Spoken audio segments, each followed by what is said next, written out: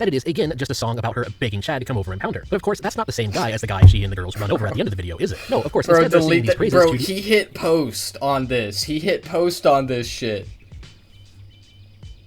See, this is why Mentis fucking hides his face, dude. You could never post a video like this while showing your face, bro. That's so crazy.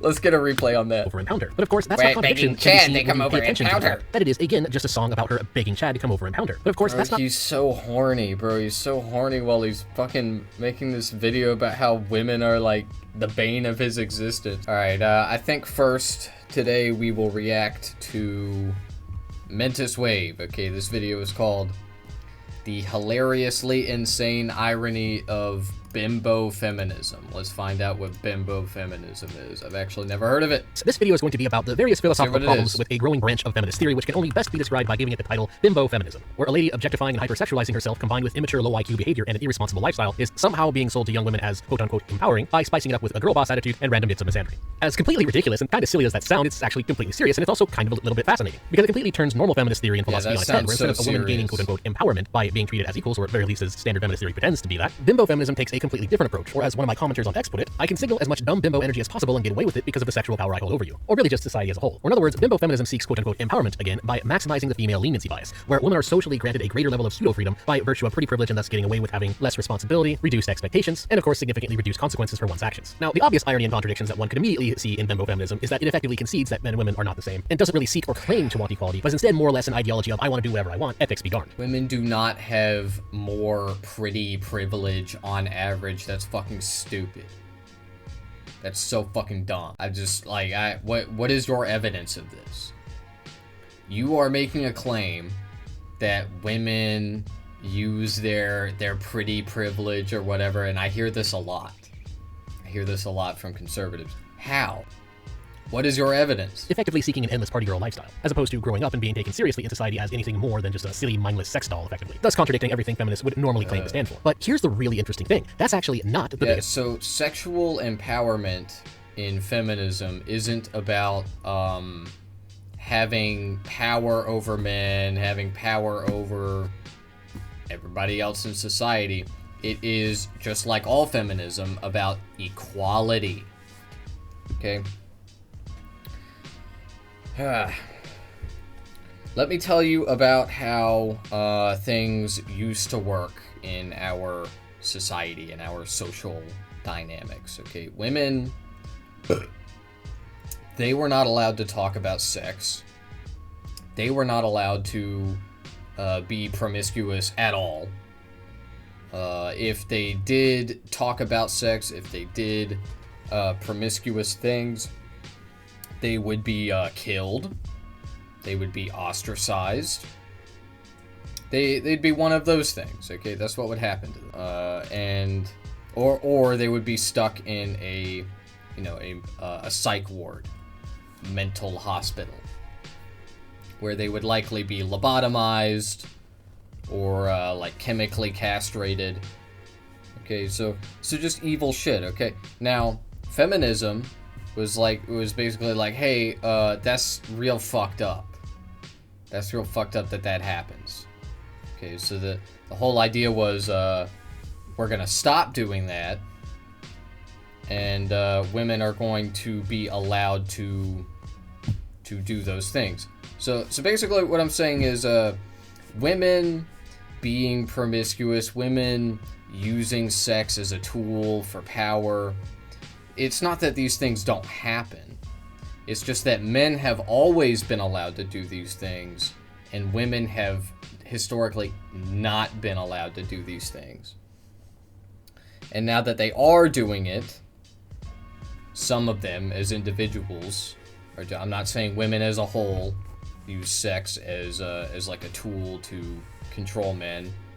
But like I said, men have always done this, and now that some women are doing it, it's suddenly a problem. Biggest contradiction here. In fact, I would argue that bimbo feminism is sadly a logical conclusion of feminism as it originally started, rather than just being a recent fad. And that in many ways it was doomed to fall into this almost idiocracy-like state from the very beginning, as a result of the fact that feminists started very early on seeking equity rather than equality. And so just like any other ideology that focuses on equality of outcome, eventually falling into the pit of wah wah wah, I want free stuff, it's really just the logical conclusion. But another thing just beyond the obvious equity fallacy problem is that when an ideology focuses its thought towards this kind of goal, it tends to lose sight of everything else. It loses any kind of coherent consistency. It just kind of bumbles along forward without even realizing when they've stepped on a landmine. To show you what I mean by this, I'm going to go over a recent music video that kind of highlights the main issues with bimbo feminism and see if you can spot this much more interesting contradiction before I point it out. This new music video called House Tour, released by Sabrina Carpenter, and how it kind of perfectly encapsulates the bimbo feminist mentality in all of its anti-intellectual glory. Now, half because this music video is garbage and half because I don't want to get copyright strikes, rather than clipping it, I'm just going to give you all a brief synopsis so you don't have to watch it or listen to it. So it starts out with Carpenter and a couple of her friends showing up to a McMansion in a party van. She steps out with blood on her stilettos from stomping on some simp, I suppose. They dress in standard low IQ thought gear, then gleefully break into said mansion. Inside, she then begins to sing a typical safe edgy song about having sex, number 10,094,689. This is and AI, I do not right? exaggerate at all when I say that AI music is unironically superior to this standard issue big record label worthless pop schlock. And so as boring generic song about having... Yeah, no, man, I think that this shit is AI, okay? I haven't seen this before, but,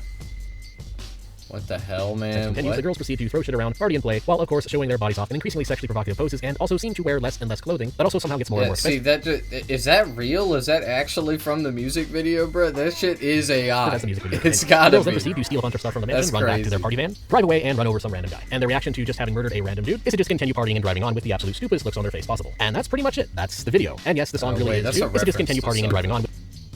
Wait, is that fucking, But I forgot the absolute stupidest looks on their face possible. And that's pretty much it. That's the video. And yes, the song really is just a metaphor for begging Chad to come over and pound her. That's pretty much it. There's no deeper meaning behind it. Aside from how it just showcases again the ideology of bimbo feminism, which if I'm being honest here, probably isn't an ideology that anyone will actually admit to believing in, but it is definitely a real ideology. This isn't feminism. It's stupid pop music. What the fuck are you talking about, man? Why do conservatives do this? This new fucking WAP is feminism on the, Like, it's not feminism, bro. It's just dumb fucking pop music. Like, when men rap about pussy and drugs and guns, is that like indicative of masculinity as a whole? I don't think so.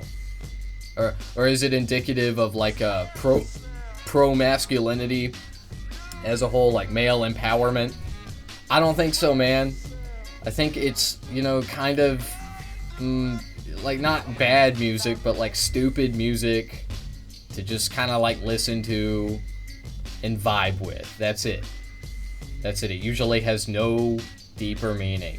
That doesn't mean it's a part of some fucking ideological movement. Okay? As many famous philosophers have said, everyone believes in some kind of philosophy or ideology, regardless of whether or not they know that they do. The question is really more or less of whether or not someone has actually taken the time to self-examine it, which of course bimbo feminists have not. Because as I mentioned earlier, there's another very huge contradiction here, and it's something that's very much at the center of Carpenter's little music video. And that contradiction can be seen when you pay attention to the fact that it is, again, just a song about her begging Chad to come over and pound her. But of course, that's not the same guy as the guy she and the girls run over at the end of the video, is it? No, of course, bro, instead they're singing these praises bro, he hit post on this. He hit post on this shit. See, this is why Mentis fucking hides his face, dude. You could never post a video like this while showing your face, bro. That's so crazy. Let's get a replay on that. Over and pound her. But of course, that's not contradiction. Chad, they come over and pound her. That it is, again, just a song about her begging Chad to come over and pound her. But of course, bro, that's not... He's so horny, bro. He's so horny while he's fucking making this video about how women are, like, the bane of his existence. Like, oh god, dude. Contradiction can be seen when you pay attention to the fact that it is, again, just a song about her begging Chad to come over and pound her. But of course, that's not the same guy as the guy she and the girls run over at the end of the video, is it? No, of course, instead they're singing these praises to the owner of this mansion, the concept of the high-value man and the low-value man. Because of course, that's another way that bimbo feminism maximizes the female fun aspect and said endless party girl lifestyle. They don't want to be objectified and pounded by just any old random guy. No, of course, it needs to be a rich and powerful man in some way or another. It needs to be a high-value alpha male. Yeah, wow, yeah, women, yo, wow. That's so crazy. That's so crazy how there are women out there that like want a man that is rich and powerful. That's so insane. Yo, men do not have idealistic standards about women ever. Famously. The man that they run over at the end of the video is of course being portrayed as the low-value man, the expendable male, the invisible man that in the bimbo feminist framework of society should just be treated as if he doesn't exist, and thus can just be thrown away like trash. And there's a very big extra contradiction in this that very few people seem to notice or even talk about really. You see, the issue here is that this mentality, this framework of society that bimbo feminism ultimately creates, this separation of men into losers and winners, low value and high value, ultimately what it does when you scale this to society is it's just incentivizing men to compete. Because from the male perspective, you of course don't want to be the loser who gets run over by these girls. No, you want to be the rich guy who owns the mansion who gets to have fun with these girls. And the thing is, that creates a society where men have a greater incentive to be successful, which means that it's ultimately admitting that humanity to some degree is a tournament species, and admitting that there is a very real incentive structure in this society for patriarchy to exist in the first place. In fact, not only is it admitting that men have a greater incentive to aim for the top than women do, it's actually actively encouraging that incentive. And that is the additional contradiction, a very silly twist of irony in which the bimbo feminist ultimately bends the knee towards the patriarchal system that feminists ordinarily would be claiming to stand against. And thus the transformation of feminism into just a mirror image of the manosphere that they claim to dislike is thus complete. And the thing is, this is really the direction that standard feminism has been going towards for a very long time now. If you look at places where feminist ideology tends to be pretty popular, like Reddit 2X chromosomes or Reddit female dating strategy, you will see this concept. Why did you make this video, man? Why would you actually go through with posting this shit? I legitimately don't understand. Like, do you think about anything before you post it? You claim to be, you seemingly claim to be some kind of fucking intellectual. You're a smarmy Bill Maher type. And, like, you actually thought this, like, bro, this is your Ben Shapiro WAP moment. That's what this is. That's what this shit is. It's cringe. The high value and low value male thrown about all over the place. And of course, pop music, it is indicative of society as a whole. Like, yeah, man. The obvious reality that men and women value different things. Because again, as obvious women as it sounds, are attracted, men and women attracted to attractive men, and for that reason, capitalism is good. Not the same. That's kind of the issue with feminist philosophy. Great argument, honestly, bro. In my opinion, at least, could have been a successful philosophy if it trashed tabula rasa from the start. But because it doesn't, because it tries to have the benefits of tabula rasa without the consequences, it ultimately doomed itself to this pit of incoherence. Because what men value in women is more or less the female nature, health, beauty, and the ability to nurture. But women value the man's ability to move a mountain, with the high value man being the man who can move that mountain, and the low value man being the man who cannot. That's a bit of an oversimplification, but it's ultimately what it comes down to. When describing a high value man, it's almost always in how he positively interacts with society around him, in ways that bring value to his woman. And you can even see this in this relatively popular It's an oversimplification, but wait, what did he say? Less the female nature, health, beauty, and the ability to nurture. But women value the man's ability to move a mountain, with the high value man being the man who can move that mountain, and the low value man being the man who cannot. That's a bit of an oversimplification, but it's ultimately what it comes down to. No, it's extremely reductive. That's a bit of an oversimplification. You think? Man, it's almost always in how he positively interacts with society around him, in ways that bring value to his woman. And you can even see this in this relatively popular post from FDS. If a girl's greatest source of joy is traveling, getting overnight trains, and waking up in another country, exploring new cities on foot, making friends, etc., then the high value man is the man who can make that happen for her, the man who can move mountains. Whereas men, we generally just want a pleasant, fun woman to be around. We generally don't expect women to bend reality for us. Our idea of a high value woman is just a fun, intelligent, beautiful companion, and then we do the rest. And there's really nothing wrong with that. The point of the concept of divine feminine and the divine masculine is that they are complementary to each other rather than competitive. Instead, competing internally. No, there is something wrong with that. Okay, let's hear that again. Let's hear what he just said again. To bend reality for us. Our idea of a high value woman is just a fun, intelligent, beautiful companion, and then we do the rest. And there's really nothing wrong with that. And then we do the rest. Yeah, we just want a beautiful object to stand behind us while we go through life. Like, is it not fucking registering to you how that's misogynistic, really? Like, you already know what I'm going to say. You already know my argument here. Because it's predictable. It is unironically. And it's predictable because what you're saying is so fucking stupid that anybody with 2 brain cells could think of it. Like, no, man, women are people. They are people with thoughts and feelings and shit. They're not just like a statue that stands next to you while you go through The point of the life. concept of the divine feminine and the divine masculine is that they are complementary to each other rather than competitive, instead competing internally with itself rather than the opposite. And feminists' failure to fully understand this has been something they've been running into as a core problem for a very long time. Because standard feminist theory demands equity rather than equality, and equity cannot be achieved without force, feminists have always strongly relied on the force and dominance ability of the men at the top to enforce the practice of their ideology. And thus feminists, despite what they think and despite what they claim, have always been major proponents of patriarchy. And they've also always been massive statists, relying entirely on the force of the state to get what it wants. Whereas I've called out in some of my other videos, feminism in many ways is really... Why are you so horny in this video? It's so weird. Just stop it. I'm not gonna have it play. I'm not gonna have the video playing, of course, when I upload this to YouTube. But he keeps like showing images of like anime girls bending over in front of men, not like well drawn, like hentai or whatever. It's clearly AI.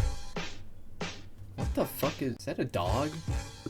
Just gender socialist. And you can really see how this extends beyond bimbo feminism by just looking at England right now. British schools implementing anti-toxic masculinity training. But this is, of course, just enforced by the state, with a man at the head encouraging it. As again, feminist theory entirely relies on patriarchy. The absurdity is thus displayed completely bare. Here you have the patriarchy trying to tell young men not to join the patriarchy because patriarchy is bad, except when women want the patriarchy, which is necessary for the patriarchy to explain the badness of the patriarchy, so you better aim to be a better man, aka join the patriarchy. So it's just a complete and total obvious and ridiculous contradiction when you think about it for more than a few minutes. You see, the problem here that midwits like Starmer refuse to understand is that the so-called toxic masculinity issue with young men following Andrew Tate, those men are just following the incentives that were created by feminist ideology injecting itself into politics for the last 6 years or so in the first place. But of course, they can't admit that the problem is a problem of their own making. No, they're not. No, they're not. Andrew Tate, the men that follow Andrew Tate are just reacting to, like, society, throwing them down, kicking them, stepping on their crushing their balls.